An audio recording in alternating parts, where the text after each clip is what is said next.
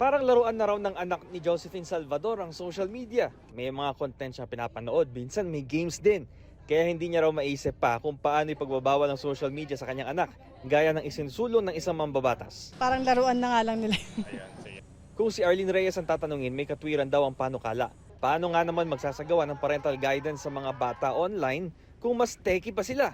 Hindi mo rin kasi makokontrol as parent na mas magaling pa yung mga bata gumamit ng tablet, ng cellphone. Kaysa sa akin, yung apo ko magaling pa . So parang hindi natin nakikita kung ano yung tinitingnan nila. Part na ng buhay ng tao, di ho ba?